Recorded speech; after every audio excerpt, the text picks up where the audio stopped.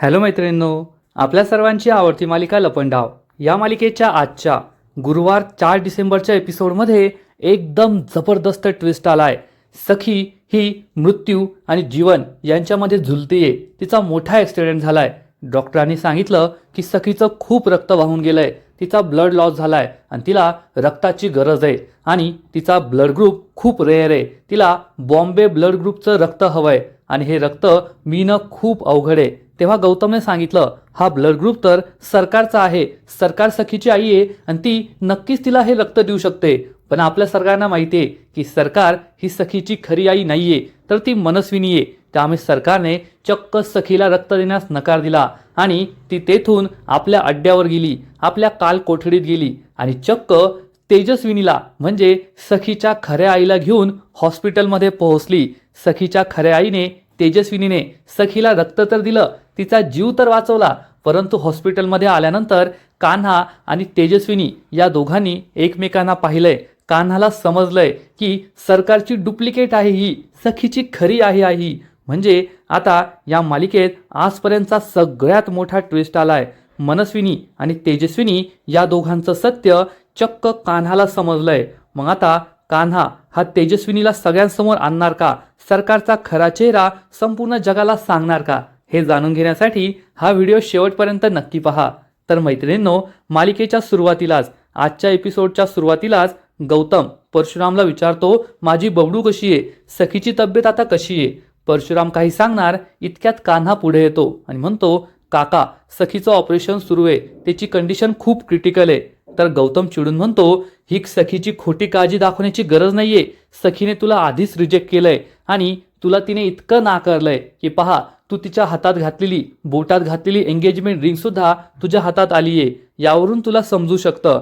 हे ऐकून कान्हा तर दुःखी होतो, परशुराम मात्र खूप खुश होतो। तर कान्हा म्हणतो, काका मला त्यांनी कायमचं नाकारलं ना तरी चालेल, पण सखी बरी व्हायला हवी, माझ्यासाठी त्यांचा जीव सगळ्यात जास्त महत्वाचा आहे। गौतम चिडून म्हणतो, तुला सखीची जर एवढीच काळजी असेल ना तर तिला घटस्फोट देऊन टाक, तेवढीच माझी बबडू आनंदी तरी होईल, तुझ्यासारख्या नालायक माणसाबरोबर संसार करण्याची तिला गरज राहणार नाही। कान्हाला वाईट वाटतं, दाभडे मावशीलाही वाईट वाटतं। तर सरकार पुढे येते आणि म्हणते, थोडी अक्कल राहू दे, ही काय भांडायची जागा आहे का? आपण आपल्या घरी नाही येऊ असा वाद करायला, आपण हॉस्पिटलमध्ये आहोत, परिस्थिती काय आहे आणि बोलतो काय? त्यामुळे गौतम गप्प बसतो। तेवढ्यात मीनाक्षी परशुरामला कॉल करते आणि विचारते, आता सखीची तब्येत कशी आहे? तर परशुराम सांगतो, तिची कंडिशन खूप क्रिटिकल आहे, ती जगेल की नाही अशी परिस्थिती आहे। तर मीनाक्षी सांगते, नाही जगणार ती, कारण मी देवाला प्रार्थना केली आहे की सखीला या त्रासातून मुक्त कर, कायमची मुक्त कर। तशीही सखीला सरकारच्या या सोनेरी पिंजऱ्यातून बाहेर जायचं होतं ना, मग जर का ती देवाघरी गेली तर कायमची सरकारच्या त्रासातून मुक्त होईल आणि ती नाही वाचणार। हे ऐकून परशुरामला मोठा धक्काच बसतो। मीनाक्षी खरंच खूप वाईट बाई आहे, एखादी काकू सखीबरोबर इतकी वाईट कशी वागू शकते? मला मान्य आहे, आपल्या सर्वांना मान्य आहे की मीनाक्षी बरोबर सरकारने खूप वाईट केलं असेल, पण या सगळ्यामध्ये सखीची काय चूक आहे? त्या मीनाक्षीमध्ये सरकारला नडण्याची, तिच्याशी लढण्याची तर हिंमत नाहीये। बिचाऱ्या सखीबद्दल ती वाईट विचार करते, त्यामुळे खरंच ती वाईट बाई आहे। तर इकडे सखी ऑपरेशन थिएटरमध्ये असते, डॉक्टर तिला ऑपरेट करत असतात, पण सखीचे जे पॅरामीटर्स असतात, मग तिची हार्टबीट असो, ब्लड प्रेशर असो, हे सगळं हळूहळू कमी व्हायला लागतं। सखीची कंडिशन खूपच क्रिटिकल होते। डॉक्टर सुद्धा घाबरतात आणि सखीला एक इमर्जन्सी औषध देतात, त्यामुळे सखी शांत होते। डॉक्टर तिच्याकडे बारीक लक्ष ठेवून असतात, पण सखीची तब्येत ही आणखीनच बिघडत असते। तर दुसरीकडे मीनाक्षी मात्र चक्क देवासमोर उलटी आरती करते, म्हणजे सगळं काही उलटं करायचं असा तिचा विचार असतो। ती देवाला म्हणते, देवा जशी मी उलटी आरती करते ना, तसे या सरकारच्या घराचे सुद्धा फासे उलटे फिरू दे आणि सखीला कायमचं तुझ्याकडे बोलून घे, तिला खूप त्रास होतोय, तिला या त्रासातून कायमचं मुक्त कर, तिला स्वतःकडे बोलून घे, अशी प्रार्थना ती देवाजवळ करते। आणि त्या प्रार्थनेमुळे सखीची तब्येत आणखीनच क्रिटिकल होते, तिला खूप त्रास होत असतो। डॉक्टर चांगल्याच घाबरतात। तर ऑपरेशन थिएटर बाहेर सगळेजण काळजी करत उभे असतात। तेवढ्यात एक वॉर्डबॉय तेथे येतो आणि कान्हाला म्हणतो, तुम्ही सखीताईचे मिस्टर आहात ना? कान्हा हो म्हणतो। तर हा वॉर्डबॉय त्याला सांगतो, मी तुमचं आणि सखीताईचं स्वयंवर पाहिलं होतं, त्या खरंच खूप चांगल्यात, तुम्ही इतके गरीब असताना सुद्धा त्यांनी तुमची निवड केली, तुमच्या गरिबीकडे नाही तुमच्या गुणांकडे पाहिलं आणि त्यांना काहीच होणार नाही, अशा चांगल्या माणसांच्या पाठीमागे देव असतो, ते नक्की वाचतील, असं म्हणून हा वॉर्डबॉय तेथून निघून जातो. कान्हाला बरं वाटतं, पण सरकार खूप चिडते. तेवढ्यात डॉक्टर बाहेर येतात. कान्हा विचारतो, आता सखीची तब्येत कशी आहे? तर डॉक्टर सांगतात, तुम्ही त्यांना हॉस्पिटलमध्ये आणेपर्यंत त्यांचा खूप ब्लड लॉस झाला होता, रक्त वाहून गेलंय, त्यांना रक्ताची खूप गरज आहे, त्यांची कंडिशन क्रिटिकल आहे. कान्हा म्हणतो, डॉक्टर सांगा, आम्ही सगळे रक्त द्यायला तयार आहोत. तर डॉक्टर म्हणते, सखीचा ब्लड ग्रुप खूप रेअर आहे, त्यांना बॉम्बे ब्लड ग्रुपचं रक्त हवं आहे आणि हे रक्त आमच्याकडे अवेलेबल नाही आहे, ते तुम्हाला अरेंज करावं लागेल. कान्हा म्हणतो, मी काहीसुद्धा करेल, पण ते रक्त अरेंज करेल, तुम्ही काळजी करू नका, तुम्ही सखीची काळजी घ्या. कान्हा जाऊ लागतो तर लगेचच गौतम त्याला थांबवतो आणि म्हणतो, रक्त अरेंज करण्याची काय गरज आहे, आपल्याकडे सरकार आहेत ना, वहिनी आहे ना, तेजस्विनी वहिनी, वहिनीचा आणि सखीचा ब्लड ग्रुप एकच आहे. हे ऐकून सरकारच्या पायाखालची जमीनच सरकते. ती विचारते, असं कसं? तर गौतम सांगतो, वहिनी तुला आठवत नाहीये का, लहानपणी कबड्डी खेळत असताना सखीच्या गुडघ्याला मोठी जखम झाली होती, खूप ब्लड लॉस झाला होता, रक्त वाहून गेलं होतं, तेव्हा सुद्धा अशीच कंडिशन होती, त्यावेळेस सुद्धा तू सखीला रक्त दिलं होतं आणि तिचा जीव वाचवला होता, मग आज सुद्धा तेच कर, सखीला रक्त दे आणि तिचा जीव वाचव. हे ऐकून सरकारला मोठा धक्काच बसतो. लगेचच दाभाडे मावशी पुढे येते आणि म्हणते, हो मिसेस कामत, तुम्ही आत्ताच्या आत्ता सखीला रक्त द्या, तिला तुमच्या रक्ताची खूप गरज आहे आणि एका आईसाठी याच्यापेक्षा मोठी काय गोष्ट असेल. आईनेच मुलीला जन्म दिलेला असतो आणि तुमच्याच रक्ताने आज सखीला दुसरा जन्म मिळणार आहे. तर सरकार ही चक्क रक्त देण्यास नकार देते आणि म्हणते, मी नाही सखीला रक्त देऊ शकत. मैत्रिणींनो, आपल्या सगळ्यांना माहिती आहे की सरकार ही सखीची खरी आई नाहीये आणि तिचा ब्लड ग्रुप हा नक्कीच सखीपेक्षा वेगळा असेल. हे सत्य सगळ्यांना समजायला नको, म्हणून सरकार ही चक्क सखीला रक्त द्यायला नकार देते. त्यामुळे सगळ्यांनाच मोठा धक्का बसतो. एक आई आपल्या मुलीचा जीव धोक्यात असताना तिला स्वतःचं रक्त द्यायला नकार देते, यावर कोणाचाच विश्वास बसत नाही. सगळेजण तिच्याकडे आश्चर्याने पाहू लागतात. कान्हा पुढे येतो आणि म्हणतो, सरकार द्या ना तुम्ही सखीला रक्त, तुम्ही सखीला रक्त का नाही देत आहात? सरकार म्हणते, आहेत माझ्या काही अडचणी, मी तिला रक्त नाही देऊ शकत. कान्हा विचारतो, पण का नाही देऊ शकत? सरकार चिडून म्हणते, लायकीत राहायचं, मला नाही प्रश्न विचारायचे, मी म्हटले ना नाही देऊ शकत तर नाही देऊ शकत. गौतम विचारतो, वहिनी का नाही देऊ शकत तुम्ही रक्त? तर सरकार चिडून म्हणते, ए मूर्ख माणसा, असतात काही बायकांचे प्रॉब्लेम, नाही देऊ शकत मी तिला रक्त. दाभाडे मावशी म्हणते, मग मला सांगा, मी सुद्धा एक बाई आहे, तुमचा काय प्रॉब्लेम आहे, तुम्ही का नाही सखीला रक्त देऊ शकत? सरकारला खूप राग येतो, पण ती काही उत्तर न देता कान्हाला डोळे दाखवते आणि रागारागाने तेथून निघून जाते. सगळ्यांना मोठा धक्काच बसतो.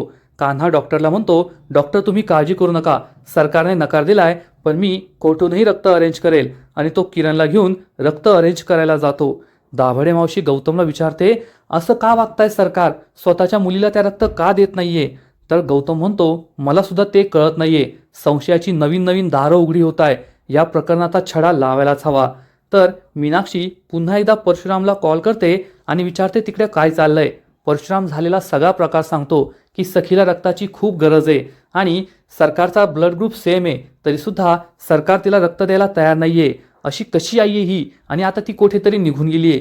मीनाक्षीला सुद्धा या गोष्टीचं आश्चर्य वाटतं की सरकारने चक्क रक्त देण्यास नकार दिलाय आणि तेथून निघून गेली आहे. तर इकडे सरकार ही आपल्या कालकोठडीमध्ये पोहोचते. तेथे ती तेजस्विनीला, सखीच्या खऱ्या आईला भेटायला आलेली असते. ती तेजस्विनीला म्हणते, तुझ्या मुलीला रक्ताची गरज आहे, लहानपणी सखीला रक्ताची गरज होती का, असं काही घडलं होतं का?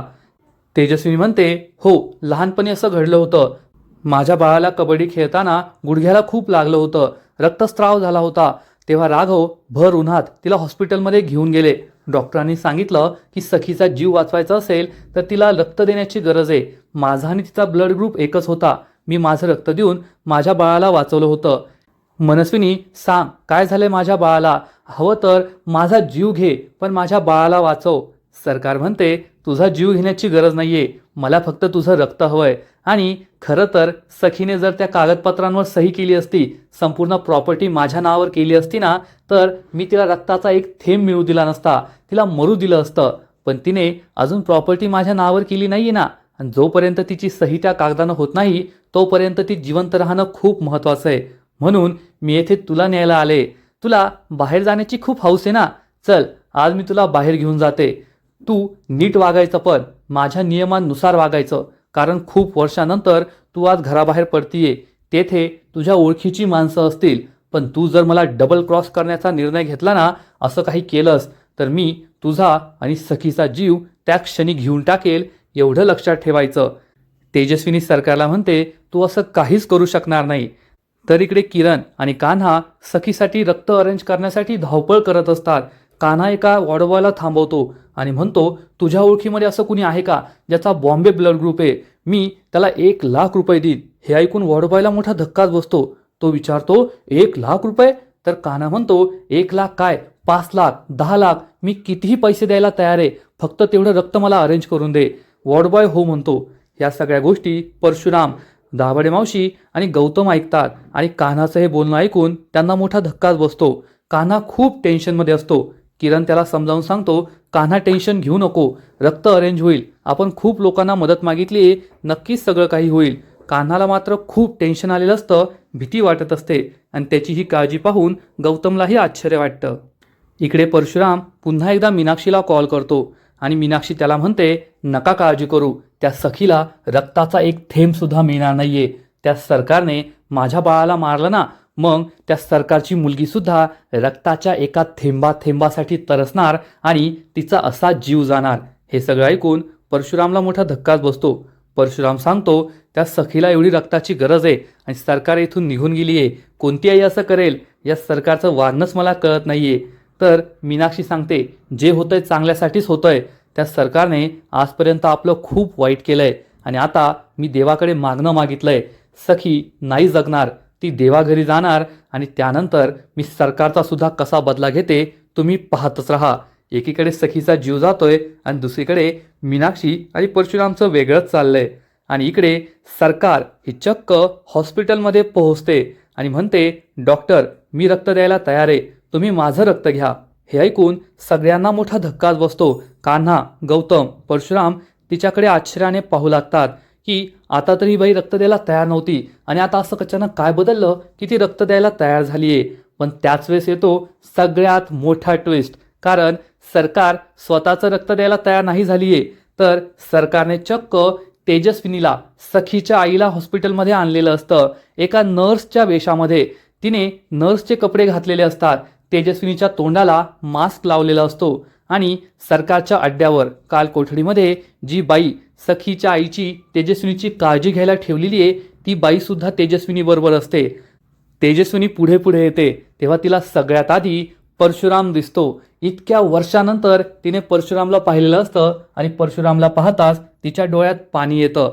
ती पुढे येते तर तिला दाभाडे मावशी दिसते. दाभाडे मावशीला पाहून सुद्धा सगळ्या जुन्या आठवणी तेजस्विनीच्या जाग्या होतात आणि आणखीनच डोळ्यात पाणी येतं. आणि पुढे आल्यावर तेजस्विनीला तिचा लाडका गौतम दिसतो आणि गौतमला पाहून ती खूप इमोशनल होते. तिच्या डोळ्यात पाणी येतं. ती विचार करते, सगळी माझी माणसं इथे आहेत, माझ्या इतक्या जवळ आहे, पण मी त्यांना नाही भेटू शकत, त्यांच्याशी नाही बोलू शकत. ती सरकारकडे पाहते. सरकार तिला डोळे दाखवते आणि सरकारला आठवतं की जेव्हा ती काल कोठडीमध्ये गेली होती तेव्हा तिने तेजस्विनीला हे सगळे नर्सचे कपडे घातले होते आणि ती म्हणाली, तेजस्विनी खरंच माझी इच्छा नाहीये, पण मला बोलावंच लागेल. आज तू खूप सुंदर दिसतीये. इतक्या वर्षानंतर तुझं हे वेगळं रूप पुन्हा एकदा समोर आलंय आणि आता एकच काम करायचं, तेथे गेल्यावर मला डबल क्रॉस करण्याची हिंमत नाही करायची. कोणासमोर सुद्धा चेहऱ्यावरचा मास्क नाही काढायचा, नाहीतर मी तुझ्या मुलीला सोडणार नाही. थांब, मी तुला एक गोष्ट दाखवते, म्हणजे तू मला सिरियसली घेशील. असं म्हणून सरकार ही चक्क तेजस्विनीला एक व्हिडिओ दाखवते आणि या व्हिडिओमध्ये सखीच्या रूममध्ये ICUमध्ये चक्क तिचे गुंड असतात. जे गुंड वॉर्डबॉयच्या वेशात असतात आणि त्यांच्या हातात बंदूक असते. ही बंदूक ते सखीच्या डोक्याला लावतात. सरकार तेजस्विनीला म्हणते, पाहिलं का माझी पोहोच कुठपर्यंत आहे, ही माझी माणसं आहे. तू जर मला डबल क्रॉस करण्याचा प्रयत्न केला, स्वतःची खरी ओळख तेथे कोणालाही दाखवण्याचा प्रयत्न केला किंवा कोणाशीही बोलण्याचा प्रयत्न केला ना, तर माझी माणसं सखीचा जीव त्या क्षणी घेतील. आता हे तुझ्या हातात आहे की तुझ्या मुलीला वाचवायचं की मरू द्यायचं. तेजस्विनी खूप घाबरते आणि म्हणते, नाही नाही, माझ्या मुलीला काही करू नको, तू माझं सगळं रक्त घेऊन टाक. तेजस्विनीला ती लगेच एक मास्क देते आणि म्हणते, गुपचूप हा मास्क घाल. तेजस्विनी नकार देते, पण सरकार तिला पुन्हा एकदा सखीच्या जीवाची धमकी देते, म्हणून नाईलाजाने तेजस्विनी हा मास्क घालते. सरकारला हे सगळं आठवतं. तेजस्विनी ही पुढे पुढे येत असते. परशुराम, गौतम या सगळ्यांकडे ती पाहते. गौतम पुढे येतो आणि विचारतो, आता तू कशी काय रक्त द्यायला तयार झालीस? तू तर एवढ्या वेळेस नकार दिला होता ना. स्वतःच्या मुलीला असं सोडून तू निघून गेली होती. सरकार गौतमकडे रागारागाने पाहते तर कान्हा पुढे येतो आणि म्हणतो, काका जाऊ द्या, ही भांडण करण्याची वेळ नाहीये. सखीला रक्त देणं आता जास्त महत्वाचं आहे. त्यामुळे सरकार ही काहीच न बोलता आतमध्ये निघून जाते. त्यानंतर तिच्या मागे मागे तेजस्विनी सुद्धा जाऊ लागते, पण ती चक्क स्वतःच्या चेहऱ्यावरचा मास्क बाजूला काढू लागते. हे पाहून सरकार चांगलीच घाबरते. ती आपल्या मोलकरणीला इशारा करते. ही मोलकरीण लगेचच तेजस्विनीचा हात इकडे ओढते आणि तिला चेहऱ्यावरचा मास्क बाजूला काढू देत नाही. तेजस्विनी, सरकार, ही मोलकरीण सगळे आतमध्ये निघून जातात. सरकार जाता जाता आपल्या ब्लाऊजची बाही मागे करते आणि गौतमला इशारा करते, मी माझ्या मुलीला रक्त देणार आहे. गौतम सुद्धा तिला तस्सल देतो. पण कान्हाला मात्र बरं वाटतं की शेवटी सरकार ही सखीला रक्त द्यायला तयार आहे. सखीला रक्त मिळतंय, आता तिचा जीव वाचेल म्हणून कान्हाचा सुद्धा जीव भांड्यात पडतो. बाकीच्या सगळ्यांना सुद्धा आनंद झालेला असतो. मैत्रिणींनो, खरंच लपंडाव ही मालिका खूपच भारी आहे. या मालिकेत एकानंतर एक जबरदस्त ट्विस्ट येत आहे. सखीचा ॲक्सिडेंट तर झाला, पण सखीला रक्ताची गरज पडली आणि शेवटी एका मुलीच्या जीवासाठी, आपल्या पोटच्या लेकीचा जीव वाचवण्यासाठी एक आईच धावून आली आणि सरकारचा सुद्धा नाईलाज झाला. सरकारला सखीच्या आईला, तेजस्विनीला हॉस्पिटलमध्ये आणावंच लागलं आणि तेजस्विनीने इतक्या वर्षानंतर आपल्या सगळ्या प्रेमाच्या लोकांना पाहिलं. मग तो परशुराम असो, गौतम असो किंवा दाभाडे मावशी. पण सखीच्या आईला, तेजस्विनीला आपली सखी कशी दिसते, मोठी झाल्यानंतर ती कशी दिसते हे माहीत नाहीये. कान्हा हा सखीचा नवरा आहे हे माहीत नाहीये. पण पुढील एपिसोडमध्ये असं काहीतरी घडणार आहे ज्यामुळे तेजस्विनी आणि मनस्विनी या दोघींचं सत्य संपूर्ण जगासमोर येणार आहे. मग नेमकं असं घडणार तरी काय? तर मैत्रिणींनो, पुढील एपिसोडमध्ये आपण पाहू की किरण हा कान्हाला समजावून सांगेल की कान्हा, येथे काहीतरी विचित्र घडतंय. सरकारने आधी सखीला चक्क रक्त देण्यास नकार दिला आणि मग त्यानंतर त्या बाहेर निघून गेल्या. थोड्या वेळानंतर त्या परत आल्या आणि सखीला रक्त द्यायला तयार झाल्या. हे काहीतरी गूढ आहे आणि हे गूढ आपल्याला शोधून काढावंच लागेल. आणि कान्हाला सुद्धा ही गोष्ट पटणार की सरकारचं वागणं हे विचित्र आहे आणि यामागे नक्कीच काहीतरी मोठं सिक्रेट असू शकतं. हे आपल्याला शोधून काढायला हवं. तर दुसरीकडे सखीला रक्त दिल्यानंतर तेजस्विनीला तिची कामवाली बाई ही पुन्हा एकदा काल कोठडीमध्ये घेऊन जात असेल. पण हीच योग्य संधी आहे येथून पळून जाण्यासाठी, असा विचार तेजस्विनी करणार आणि ती या मोलकरणीकडे पाणी प्यायला मागेल की तुम्हाला पाणी प्यायला दे. आणि ही मोलकरी जेव्हा पाणी प्यायला देत असेल तेव्हा तेजस्विनी तिला धक्का देऊन तेथून पळून जाऊ लागेल.